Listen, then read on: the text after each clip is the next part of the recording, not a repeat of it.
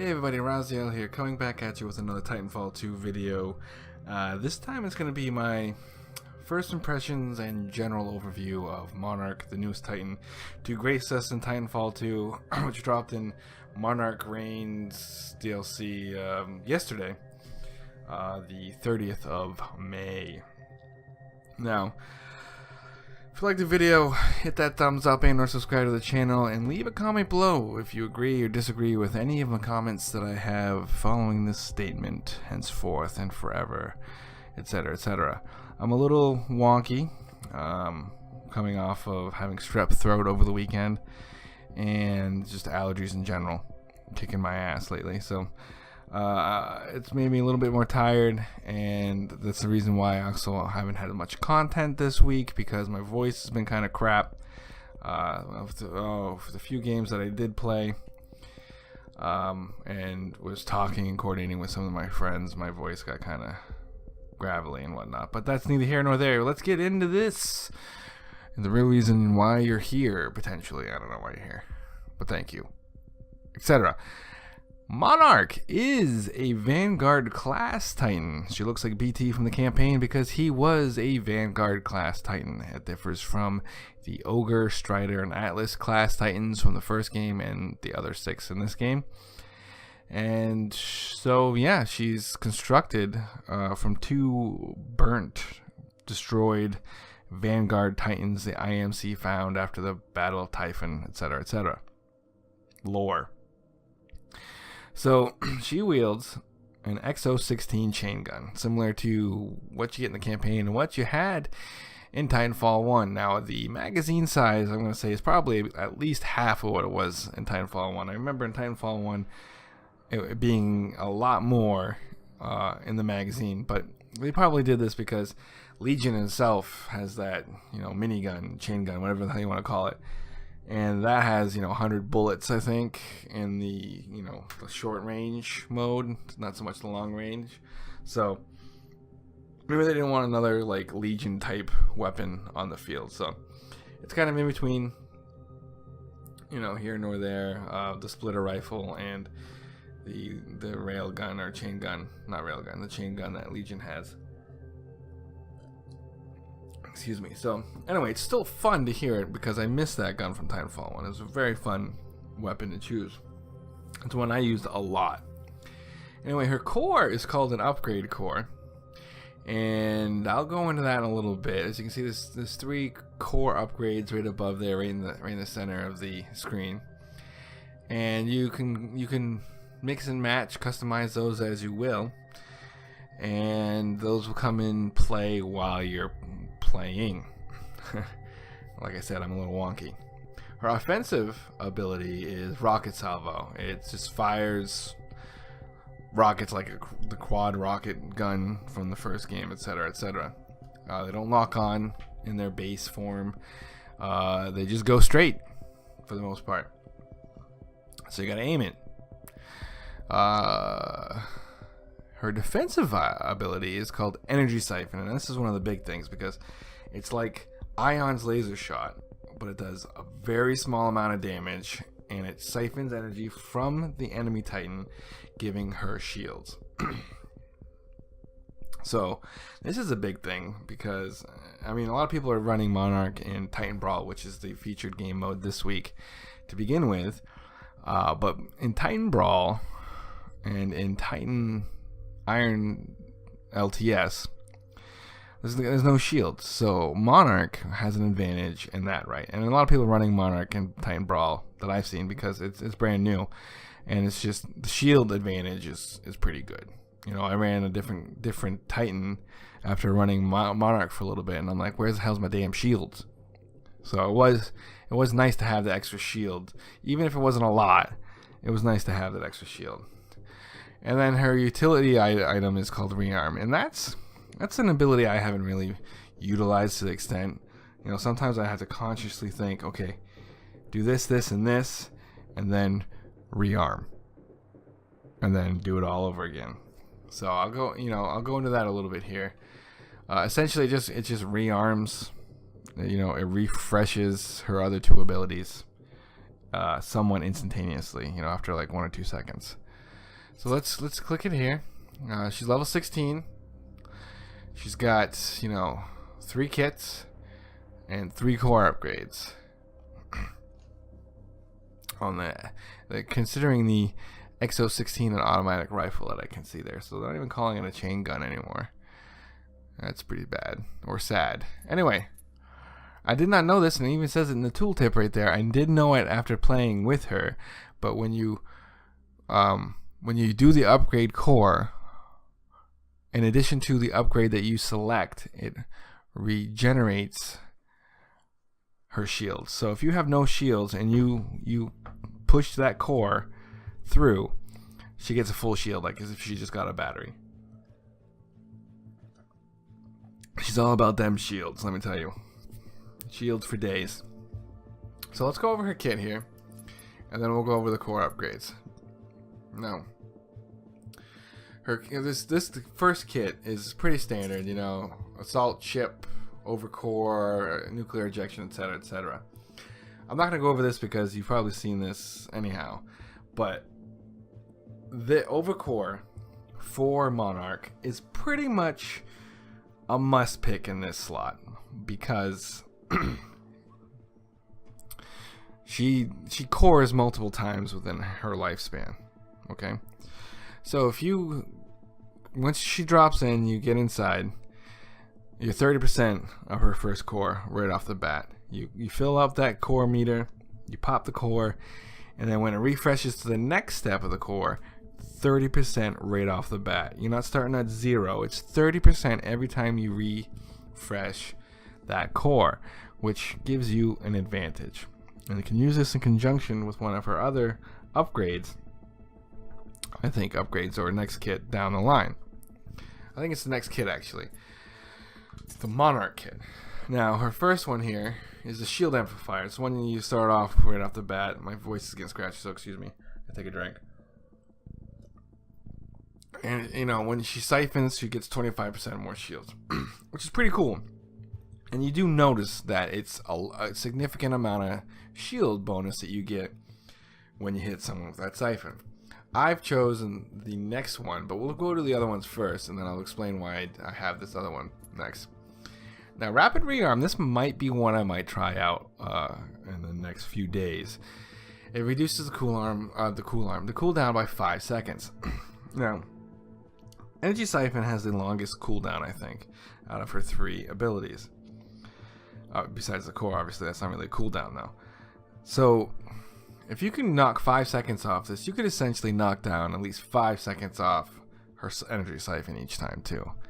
So, this might be something if you want to, you know, keep spamming that Energy Siphon, you want to keep spamming those rocket salvos. You know, so this might be a good kit as well. And then Survival of the Fittest, I haven't really used this because I've been doing Titan Brawl, so you're not going to see many batteries on the field. But batteries can repair Monarch out of a doomed state. So I think once you're out of the doomed state, I don't think it adds additional health. I think it just takes her out of the doomed state. So what that means is you're doomed and you're shielded. Now when you're shielded, you can still be executed by an enemy Titan. So if you grab a shield somehow, it'll take her out of that, so they'll have to do a little bit extra work in order to get that execution again. Now, Energy Thief is what I'm currently running, and it increases the rate that the core meter fills up by 10%. And it adds when you execute, you don't do the standard execution, you do the battery stealing execution. So what does that mean? Well, you start off with 30% core right off the bat with the first kit item. And with this item, you're gaining core 10% quicker. So you could be spamming a lot of your cores. You know, and you know, once you get past the third one, you just save that core to refresh your shield whenever you need it. Not only that, you get execution, you get a full battery out of the deal too. I mean, this is just shield for days, like I said earlier. So that's why I'm going with this. Because it's got a nice little execution, gives me an extra shield, and it gives me 2 that core and more shield a lot quicker. And this I don't even know why this is. Honestly, I don't even know why this is here. But so you know, Dome Shield. I never ever use Warpfall ever. Dome Shield. I'm not even going to talk about it. So now we're going to go into the upgrades for her core. And this is where it gets interesting.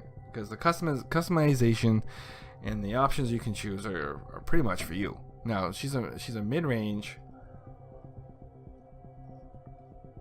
Oh man, Titan. Excuse me, sorry. Which means you're not going to get up and close. You're not going to be going toe to toe like a Ronin. You're not going to be dancing around and stuff. She doesn't really have that. She doesn't really have a defensive ability, even though her energy siphon is classified as a defensive ability. What it is just extra shield. If you're not careful, you pop that energy siphon, and it can be chunked down pretty quick. So it's not even like you actually siphon any energy. And other times you can stock out that energy pretty good and get full shield. But anyway, we're gonna go over these core upgrades.